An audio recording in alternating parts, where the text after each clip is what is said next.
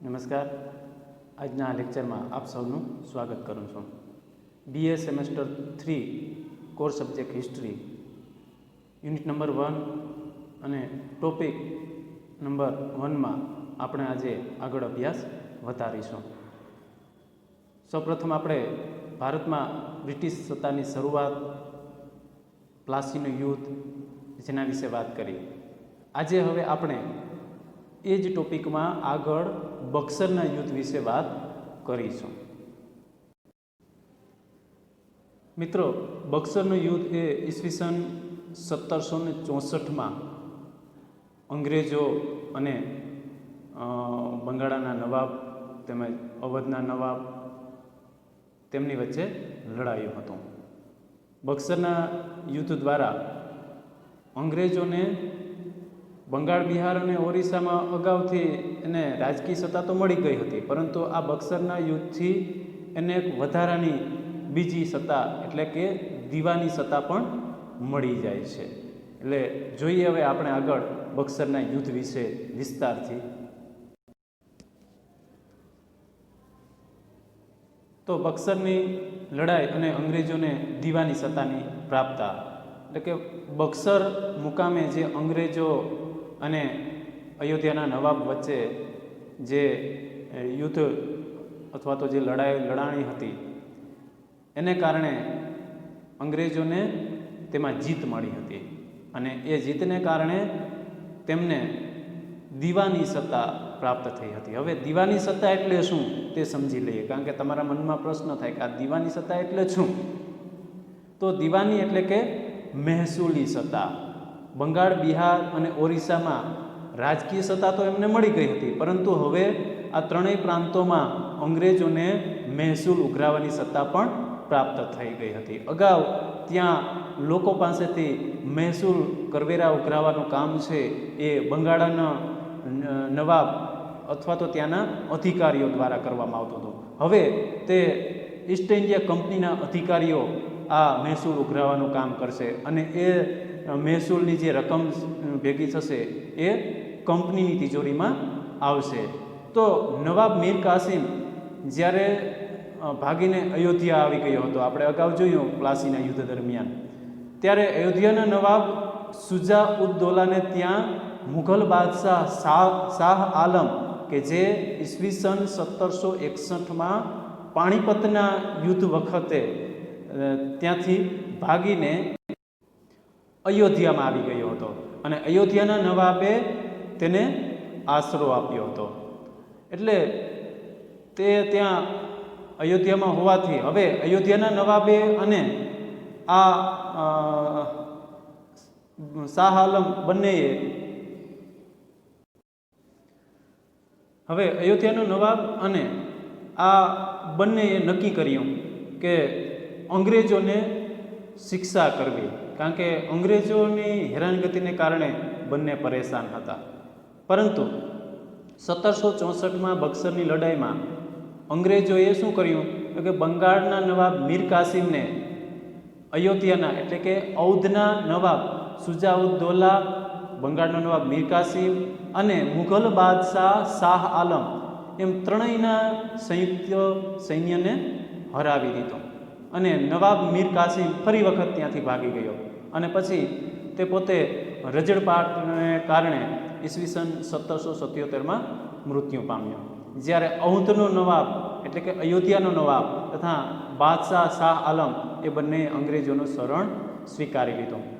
એ જ સમયગાળામાં એટલે કે એ જ અરસામાં રોબર્ટ ક્લાઇવ ફરી વખત કલકત્તાના ગવર્નર તરીકે આવે છે. અંગ્રેજ દ્વારા તેની નિમણૂક ફરી વખત કલકત્તામાં ગવર્નર તરીકે થાય છે અને તેણે શું કર્યું કે અવધ એટલે કે અયોધ્યાના નવાબ સાથે સંધિ કરી અને તેને અવધનું રાજ્ય પાછું આપ્યું. એનું એક કારણ હતું કે અયોધ્યા તે સમયે આમ જોઈએ તો શક્તિશાળી હતું, એટલે આજુબાજુમાં આજુબાજુના જે રાજ્યો હતા એ અયોધ્યા કરતાં શક્તિની દ્રષ્ટિએ નબળા હતા.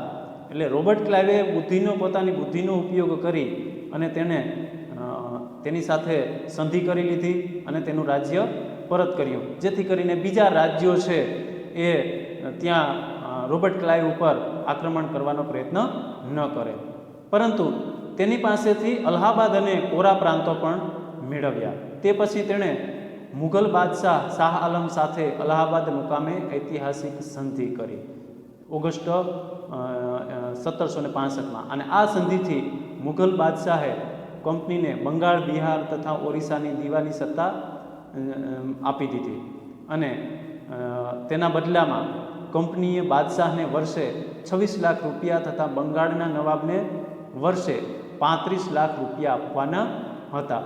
ત્રીજો મુદ્દો એ છે કે આ ઉપરાંત બાદશાહને કંપનીએ અવધના નવાબ પાસેથી લઈ લીધેલા અલ્હાબાદ તથા કોરા એ નજરાણા તરીકે આપ્યા. આમ રોબર્ટ ક્લાઇવે પોતાની બુદ્ધિનો ઉપયોગ કરી અને મુઘલ બાદશાહ તથા અયોધ્યાના નવાબ સાથે સંધિ કરી અને મહેસૂલી સત્તા છે એ મેળવી લીધી.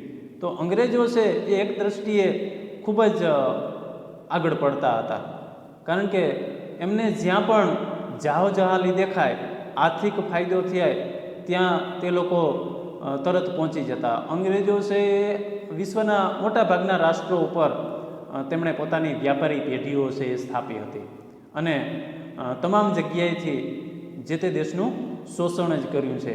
એક અંગ્રેજ અધિકારી તો ત્યાં સુધી કીધું હતું કે અમે અંગ્રેજો એ અમારા મૂળ વારસો છે એ જંગલીઓ લૂંટારાઓ હતા, એટલે કે અમારા પૂર્વજો જે વારસદારો હતા એ જંગલી લૂંટારાઓ હતા, લૂંટફાટ કરવાનું કામ કરતા હતા. એટલે કે અમારી લોહીની અંદર એ વારસાગત ગુણો તો હજુ પણ છે, એટલે અમે ગમે તેટલું શિક્ષણ મેળવ્યું હોવા છતાં, બુદ્ધિ ક્ષમતાની દ્રષ્ટિએ આગળ હોવા છતાં, જ્યાં પણ અમે જાહો જહાલી નજરે પડે ત્યારે અમારા લોહીના સંસ્કાર છે એ જાગૃત થયા વગર રહી શકતા નથી. અને આપણે જોઈએ છીએ કે અંગ્રેજો ભારતની અંદર તો ઘણી બધી પ્રજા આવી હતી, તો એમાંથી ઘણા બધા અહીંયા ભારતમાં ટકી ગયા છીએ. દાખલા તરીકે પારસીઓ આપણા દેશના નથી, પરંતુ એણે આપણા દેશને સ્વીકારી લીધો છે અને ભારતીય નાગરિક તરીકે તેઓ વસવાટ કરે છે.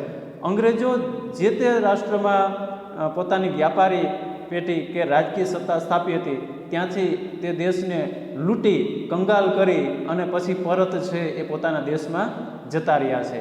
ભારતમાં અંગ્રેજો કોઈ રોકાયા નથી. શું કામ? તો કે એના જે વારસાગત ગુણો જે છે એ બતાવે છે કે લૂંટફાટ કરવા માટે આવે છે અને લૂંટફાટ કરી અને પછી પરત પાછા પોતાના દેશમાં જતા રહે છે. તો આ એક અંગ્રેજોના વારસાગત લક્ષણો વિશે અંગ્રેજ અધિકારીની વાત મેં તમને જણાવી. હવે આગળનો પોઈન્ટ છે બંગાળામાં ત્રિમુખી શાસન પદ્ધતિ. પ્લાસીનું યુદ્ધ અને બક્સરના યુદ્ધને કારણે અંગ્રેજોને બંગાળ, બિહાર અને ઓરિસ્સામાં રાજકીય તથા દીવાની સત્તા મળી ગઈ. એને કારણે હવે તેણે શું કર્યું કે બંગાળામાં એણે દ્વિમુખી શાસન પદ્ધતિ અપનાવી. કારણ કે તે સમયે અંગ્રેજ શાસન સમયે બંગાળ છે એ ખૂબ જ વિસ્તારની દ્રષ્ટિએ મોટો પ્રાંત હતો. એટલે અંગ્રેજો છે એ આ બંગાળમાં પોતે વ્યવસ્થિત રીતે વહીવટ કરી શકે તેવી પોઝિશનમાં નહોતા, કારણ કે ભારત તો અલગ અલગ રાજ્યોમાં વિભાજિત હતું.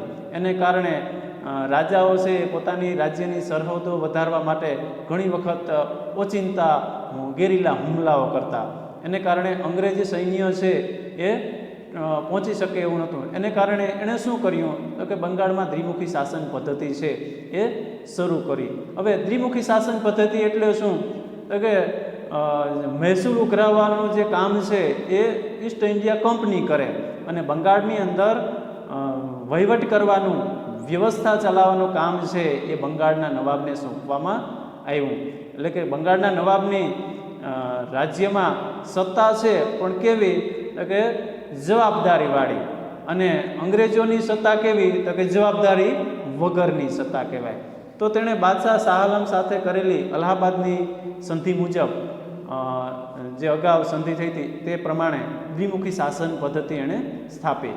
બાદશાહના સુબા તરીકે બંગાળના નવાબે બંગાળમાં કાયદો વ્યવસ્થા જાળવવાના હતા, પરંતુ તે માટે પ્રજા પાસેથી નાણાં ઉઘરાવવાની સત્તા તેની પાસે ન હતી.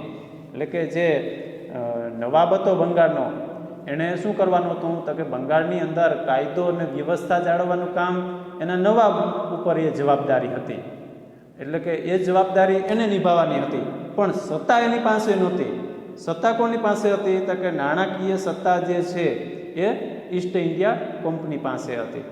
બંગાળ, બિહાર અને ઓરિસ્સામાંથી નાણાં ઉઘરાવવાની દીવાની સત્તા એ કંપની પાસે હતી, પરંતુ જનતાનું રક્ષણ તથા વહીવટ કરવાની જવાબદારી તેની હતી. એટલે આમ બંગાળની અંદર દ્વિમુખી શાસન પદ્ધતિ, એટલે કે સત્તા વગરની જવાબદારી અને જવાબદારી વગરની સત્તા, આવું પણ આપણે કહી શકીએ.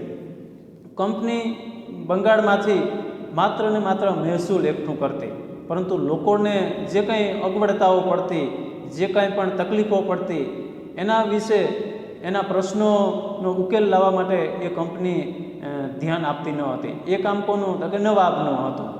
અને કંપનીના નોકરો છે એ મહેસૂલ ઉઘરાવતી વખતે લોકો ઉપર ખૂબ જ અત્યાચારો કરતા, ખૂબ જ એમની ઉપર ત્રાસ ગુજારતા, પરંતુ લોકો એની ફરિયાદ કોની પાસે તો કે નવાબ પાસે કરવાની હતી, કંપની પાસે ફરિયાદ કરવાની ન હતી. હવે નવાબ પાસે ફરિયાદ કરે તો નવાબ છે એ કંપની ઉપર કંઈ પગલાં તો ભરી શકે એમ નહોતો, કારણ કે એની પાસે કોઈ સત્તા જ નથી. એની પાસે તો ફક્ત ને ફક્ત બંગાળ છે એ બંગાળનો કાયદો અને વ્યવસ્થા સંભાળવાની જવાબદારી હતી, પરંતુ સત્તા એની પાસે હતી નહીં.